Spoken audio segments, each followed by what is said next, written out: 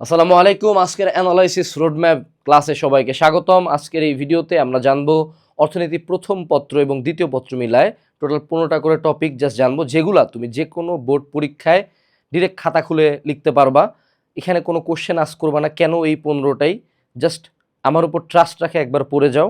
এবং তুমি যদি এইচএসসি 26 ব্যাচ হও তাহলে ভিডিওর সাথে একটা গুগল ফর্ম দেওয়া আছে, সেটা ফিল আপ করে আমাদের এই ফেসবুক গ্রুপটাতে সুন্দর মতো জয়েন দিয়ে দিবা। এখানে পরীক্ষার আগে আমরা সুন্দর মতো 100% কমন উপযোগী শর্ট নোট আপলোড করব এবং অ্যাডমিশনের আগে অ্যাডমিশন ওয়েবিনার হবে। তো চলো আমরা আমাদের এই অ্যানালাইসিস রোডম্যাপে চলে যাই। অধ্যায় 1, মৌলিক অর্থনৈতিক সমস্যা এবং সমাধান। এখান থেকে আমরা বলবো সীমিত সম্পদ এবং অসীম অভাব হওয়ার কারণে সৃষ্ট নির্বাচন সমস্যাটি উৎপাদন সম্ভব রেখায় অক্ষণ। অর্থাৎ তোমাকে অবশ্যই এখানে 8 করে দেখাই দিতে হবে, ব্যাখ্যাটাও লিখতে হবে। ধনতান্ত্রিক অর্থনৈতিক ব্যবস্থা বলতে কি বোঝায় ব্যাখ্যা করো, অবশ্যই উদাহরণ সহ লিখবা। সমাজতান্ত্রিক অর্থনৈতিক ব্যবস্থা বলতে কি বোঝায়, অবশ্যই উদাহরণ সহ লিখবা। নর্মালি গ ঘতে যখন এই কোশ্চেনগুলো আসবে, গ এর ক্ষেত্রে 3টা প্যারা করবা, 1.5 পেজ যাওয়ার চেষ্টা করবা। ঘ এর ক্ষেত্রে 4টা প্যারা করবা, 4 পেজ যাওয়ার চেষ্টা করবা। যে কোনো জায়গায় যদি গ্রাফ দেওয়ার বা ম্যাথ করার সুযোগ থাকে অবশ্যই গ্রাফ অ্যাড করবা, হাতে অ্যাড করেই অ্যাড করবা, তোমাকে বলতেছি না যে গ্রাফ পেপারে করতে হবে।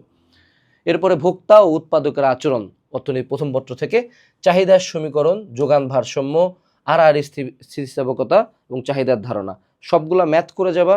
ম্যাথের জন্য আমি তোমাকে বলবো যে আমরা এই সাজেশনটা দিচ্ছি টোটালি আমাদের কিউএনএ এইচএসসি হিউম্যানিটিস সাজেশন থেকে। এখানে আমি জাস্ট ওখানকার টপ টপিকগুলো নিছি। এখানে 3 স্তরের টপিক বিন্যাস পাবা এবং বিগত বছরের কোশ্চেন এবং সেগুলো সলিউশন পাবা। এই বইতে অর্থনীতির যে কয়টা ম্যাথ আমরা দিছি সে কয়টা ম্যাথ করলে তুমি হুবহু পরীক্ষার হলে খাতা খুলে লিখতে পারবা, তোমাদের কোশ্চেন অত পেঁচাবে না। সো যারা এখনো এই বইটা অর্ডার দাও নাই, এই বইটা এখন অর্ডার দিলে 2-3 দিন 4-5 দিনের মধ্যে পায়ে যাবা। পরীক্ষার আগে শুধু এই বইটা পড়ে গেলেই হবে। সো অবশ্যই অর্ডার করে দাও, ফেসবুক গ্রুপটাতে জয়েন দাও। এখন আসি আমরা।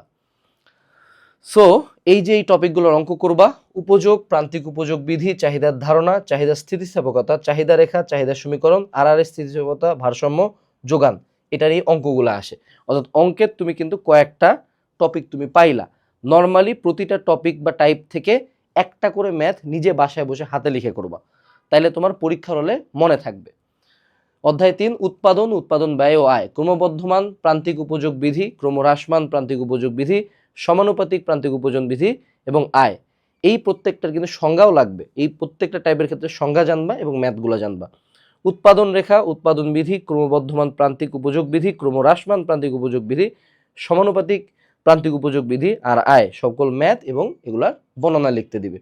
সো তুমি যেটা করতে পারো, পারলে নিজে বাসায় বসে একটা নোট বানাইতে পারো। আমাদের সাজেশন বই তুমি পড়ো, বাট সাজেশনের সাথে নিজে একটা নোট করলে নিজের নোট অবশ্যই 1000 টাইমস বেশি মনে থাকবে। এরপরে অধ্যায় 4, বাজার, মুনাফা বের করার অঙ্ক, পূর্ণ প্রতিযোগিতামূলক বাজার, একচেটিয়া বাজার, ক্ষতিতে উৎপাদন চালিয়ে যাওয়া উচিত নয় কিনা, এই সংখ্যাগুলো তোমার আসবে। নর্মালি মুনাফা বের করার বেসিক অঙ্ক, জাস্ট সিম্পলি তুমি ইউটিউবে চাইলে এগুলো ক্যালকুলেটার ট্রিক্স শিখে যেতে পারো, ক্যালকুলেটার এটা পুরাটাই করা যায়। এরপরে বাজারের বৈশিষ্ট্য, শিল্প ও ফার্মের মধ্যে পার্থক্য, PAR-MR রেখার মধ্যে সম্পর্ক। অর্থাৎ তোমাদের কিন্তু ভালো পরিমাণে বেশ কিছু গ্রাফ আসবে। চাইলে তুমি একটা কাজ করতে পারো যে আমরা এখানে যে কটা টপিক দিছি এগুলার মনে করো ফার্স্ট পার্ট এবং এগুলার যে সেকেন্ড পার্টের যতগুলা গ্রাফ আছে সবগুলা গ্রাফ নিয়ে তুমি একটা নোট বানাইতে পারো। আমি কিছু নোট বানাইতে বলি কারণ নোটগুলা বানানোর সময় তুমি ব্রেনকে কয়েকবার ইউজ করতেছো এবং পরীক্ষার আগে নিজের নোট রিভাইজ দিলে অনেক বেশি কনফিডেন্স ফিল হবে। ঠিক আছে, এরপরে চলে আসো অর্থনীতি প্রথম পত্রের অধ্যায় 5-এ শ্রম বাজার থেকে পড়বো চিত্র সহ শ্রমের যোগান রেখা ব্যাখ্যা করো। এই যে আবারও গ্রাফ, আর্থিক ও প্রকৃতি মজুরির ধারণা এবং শ্রমের পশ্চাৎমুখী যোগান রেখা ব্যাখ্যা করো। আর্থিক ও প্রকৃতি মজুরির একটি তুলনামূলক ব্যাখ্যা বিশ্লেষণ করো। যে কোনো সময় যদি তুলনা তোমাকে বলা হয় তুমি এখানে সাদৃশ্য বৈসাদৃশ্য দুইটাই লেখার চেষ্টা করবা। এর পরবর্তীতে মূলধন, মূলধনের শ্রেণীবিভাগ ব্যাখ্যা করো। মূলধন কিভাবে গঠিত হয়, মূলধন গঠনের হার নির্ণয় করো। আবারও ম্যাথ। এরপরে হলো সংগঠন চ্যাপ্টার থেকে সংগঠকের কার্যাবলী ব্যাখ্যা করো। উৎপাদন কার্যপ্রণালীর জন্য একজন সফল সংগঠকের ভূমিকা ব্যাখ্যা করো। বাংলাদেশের অর্থনৈতিক উন্নয়নে সরকারি খাতের ভূমিকা সবচেয়ে গুরুত্বপূর্ণ ব্যাখ্যা করো। এই জায়গাটাতে যে কোনো সময় আমি যদি ব্যাখ্যা তোমার কাছে চাই, যদি এখানে কোনো একটা ঘটনা বা কোনো একটা প্রতিষ্ঠান, কোনো একটা নাম, কোনো একটা কান্ট্রি উদাহরণ হিসেবে অ্যাড করতে পারো, that ads a different value to your answer. ঠিক আছে, এবং যদি এগুলাতে কোনো গ্রাফ নাও চায় তাও যদি অ্যাড করে দাও, that also ads a different value to your answer. এরপরে অধ্যায় 8, খাজনা, মোট খাজনা নির্ণয়ের পদ্ধতি ব্যাখ্যা করো। খাজনা উদ্ভবের কারণগুলো আলোচনা করো। অর্থনৈতিক খাজনার স্বরূপ ব্যাখ্যা করো। গেল আমাদের অধ্যায় 8। এর পরবর্তীতে অধ্যায় 9 সামগ্রিক আয় ও ব্যয়, জিডিপি ও জিএনপির মধ্যে পার্থক্য, সামগ্রিক ব্যয়ের অংশ হিসেবে ভোগ, সঞ্চয়, বিনিয়োগ ও সরকারি ব্যয়ের ধারণা, জাতীয় আয় ও সামগ্রিক আয়ের ধারণা। অধ্যায় 10 মুদ্রা ও ব্যাংক ব্যবস্থা, ফিশারের তত্ত্ব, অর্থের পরিমাণ দ্বিগুণ হলে দাম স্তরের উপর কি প্রভাব পড়বে, ঋণ নিয়ন্ত্রণের হাতিয়ার সমূহ ব্যাখ্যা করো। যে কোনো সময় তোমাকে বৈশিষ্ট্য, ব্যাখ্যা, পার্থক্য যা বলবে আমি আবারও খেয়াল করে দিই, গয়ের ক্ষেত্রে অ্যাটলিস্ট 6টা পয়েন্ট, ঘয়ের ক্ষেত্রে অ্যাটলিস্ট 8টা পয়েন্ট, আর প্যারা করে লিখলে গতে 3টা প্যারা, ঘতে 4টা প্যারা, এভাবে করে লিখবে। এই গেল আমাদের অর্থনীতি প্রথম পত্র। এরপরে যদি আমরা চলে আসি অর্থনীতি দ্বিতীয় পত্রে, বাংলাদেশের অর্থনীতি পরিচয় অধ্যায় 1, ব্রিটিশ ও পাকিস্তানি শাসন ও শোষণের বিভিন্ন দিক ব্যাখ্যা করো, বাংলাদেশের প্রাকৃতিক পরিবেশের প্রকৃতি ব্যাখ্যা করো, বাংলাদেশের প্রাকৃতিক পরিবেশের ভবিষ্যৎ ও অর্থনৈতিক বিকাশের সম্ভাবনা কতটুকু বিশ্লেষণ করো। নর্মালি যে কোনো সময় কোশ্চেন সিলেকশনের ক্ষেত্রে এই যে এই টাইপের ইতিহাস বা একদম গড়ানে ব্যাখ্যা টাইপের কোশ্চেন একটু অ্যাভয়েড করতে বলবো। এগুলোতে টিচাররা নাম্বার দিতে চায় না। যদি পাস ফেল পাবলিক হও তাহলে এগুলাই বেশি অ্যান্সার করবা, রেদার দেন এগুলোর চেয়ে তুমি এমন কোশ্চেন সিলেক্ট করতে পারো যেগুলোতে ম্যাথ আছে বা গ্রাফ আছে, টিচার ওগুলোতে নাম্বার দিতে বেশি স্যাটিসফাইড হয়। ঠিক আছে।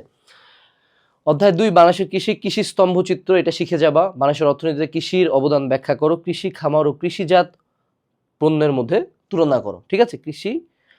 বাংলাদেশের শিল্প, অধ্যায় 3 থেকে তুমি পড়বা হলো বাংলাদেশের অর্থনীতিতে শিল্পের গুরুত্ব, বাংলাদেশের শিল্প উন্নয়নে কুটির শিল্পের ভূমিকা কেমন, রপ্তানিমুখী শিল্পের গুরুত্ব ব্যাখ্যা করো। এরপরে অধ্যায় 4 জনসংখ্যা ও মানব সম্পদ এবং আত্মকর্মসংস্থান, এখান থেকে তুমি পড়বা কাম্য জনসংখ্যার ধারণা ব্যাখ্যা করো, ম্যালথাসের জনসংখ্যা তথ্য ব্যাখ্যা করো, মানব সম্পদ উন্নয়ন বলতে কি বোঝায়, দেশের উন্নয়নে মানব সম্পদ উন্নয়ন কিভাবে সাহায্য করে। গেল। এর পরবর্তীতে আমাদের চ্যাপ্টারগুলো হলো অধ্যায় 5 খাদ্য নিরাপত্তা, এখান থেকে খাদ্য নিরাপত্তা নিশ্চিতকরণে সরকারের বিভিন্ন কর্মসূচি ব্যাখ্যা করো। এখানে কর্মসূচি বেশ কয়েকটা লিখতে হবে, গ নাম্বার হলে অ্যাটলিস্ট 3টা, ঘ নাম্বার হলে অ্যাটলিস্ট 4টা আমাকে লিখতে হবে। এবং যারা উত্তর কতটুকু লিখবা এটা নিয়ে কনফিউজ, তোমরা হলো হিউম্যানিটিজ সাজেশন উইথ সলিউশনটা ফলো করতে পারো। এখানে আমরা যেটা যে সলিউশন পার্টটা আছে, এটাতে একটা সাজেশন পার্ট আছে, একটা সলিউশন পার্ট আছে। সলিউশন পার্টটাতে আমরা যতটুকু অ্যান্সার দিছি that is more than enough for you. Okay. তো আমরা কোথায় ছিলাম, আমরা হলো অর্থায়ন, খাদ্য নিরাপত্তাকরণে সরকার ও বেসরকারি সংস্থা ও জনসাধারণের মধ্যে ভূমিকা মূল্যায়ন করো। এই দিয়ে আমাদের খাদ্য নিরাপত্তা শেষ। অধ্যায় 6 হলো অর্থায়ন, অর্থায়নের উৎস আলোচনা করো, অর্থায়নের প্রাতিষ্ঠানিক ও অপ্রাতিষ্ঠানিক উৎসের মধ্যে আমাদের পার্থক্য নিরূপণ করো, বন্ড ও শেয়ারের মধ্যে পার্থক্য দেখাও। এরপর আমি পার্থক্য লেখার সময় একটা সাজেশন দিতে পারি তোমাকে। পার্থক্যের সময় তুমি ডিরেক্ট ছক করে যখন লিখবা, ধরো তোমার ছকের পয়েন্ট কম, তুমি একটু সাইজ বাড়াইতে চাও, তাহলে প্রথমে হলো বন্ড লিখবা, বন্ড কারে কয় উদাহরণ দিবা, তারপরে শেয়ার কারে কয় উদাহরণ দিবা, তারপরে পার্থক্য লিখবা, তাহলে একটু সাইজটা বড় হয়ে গেল। মুদ্রাস্ফীতির ধারণা ও পরিমাপ করা, অর্থাৎ তোমাকে এখানে পরিমাপ করতে দিতে বলতে পারে। মুদ্রাস্ফীতির কারণ ও প্রভাব, মুদ্রাস্ফীতি নিয়ন্ত্রণের উপায়সমূহ। গেল। অধ্যায় 8 আন্তর্জাতিক বাণিজ্য, রপ্তানি বাণিজ্য সম্প্রসারণের উপায় ব্যাখ্যা করো, বিশ্বায়নের ধারণা ব্যাখ্যা করো, বৈদেশিক সাহায্য বনাম বৈদেশিক বাণিজ্য আলোচনা করো। ঠিক আছে। এর পরবর্তী চ্যাপ্টারগুলোতে যদি আমরা চলে যাই, সর্বশেষ চ্যাপ্টার সরকারি অর্থ ব্যবস্থা, সরকারের ব্যয় বৃদ্ধির গুরুত্ব আলোচনা করো, সরকারি আয়ের রেকর্ডটি আনা হয়েছে, এটা আসলে কি টপিক, এটা মনে টাইপিং মিস্টেক হয়েছে, সরি। সরকারি ঋণের উৎস নিয়ে আলোচনা করো। অধ্যায় 10 হইল আমাদের উন্নয়ন ও পরিকল্পনা, একটি দেশের উন্নয়ন পরিকল্পনা গ্রহণের কারণ কি ব্যাখ্যা করো, বাংলাদেশের উন্নয়ন পরিকল্পনার গুরুত্ব ব্যাখ্যা করো, উন্নয়নশীল দেশে বিকেন্দ্রীয় পরিকল্পনা বেশ কার্যকর ব্যাখ্যা করো। ব্যাখ্যা করো কোশ্চেনগুলোতে অবশ্যই ট্রাই করবা বড় করে লেখার। এক্ষেত্রে সাজেশন হইল তোমার প্রত্যেকটা পেপারেই মোটামুটি 10টার মতো চ্যাপ্টার আছে, 10টা চ্যাপ্টার থেকে সৃজনশীল সাধারণতই থাকবে না, তোমার সাধারণত 8টা সিকিউ থাকবে 8টা চ্যাপ্টার থেকে। সো তুমি বিগত বছরের বোর্ড কোশ্চেন দেখে ইউ চুজ 6 চ্যাপ্টার্স, তুমি 6টা চ্যাপ্টার সিলেক্ট করবা এবং এই 6টা চ্যাপ্টারের যে টপিকগুলো বললাম এগুলোর কোশ্চেনের অ্যান্সারগুলা, গ্রাফগুলা, ম্যাথগুলা পাগলের মতো মুখস্থ করে যাবা। ওখান থেকে 5টা তুমি কমন পায়ে যাবা, সুন্দর মতো তোমার এটা পার হয়ে যাবে। সো যারা এখনো হিউম্যানিটি সাজেশন অর্ডার দাও নাই, অর্ডার দিয়ে ফেলো। দেখা হচ্ছে পরবর্তী অ্যানালাইসিস রোড ম্যাপ ক্লাসে। আসসালামু আলাইকুম, টাটা।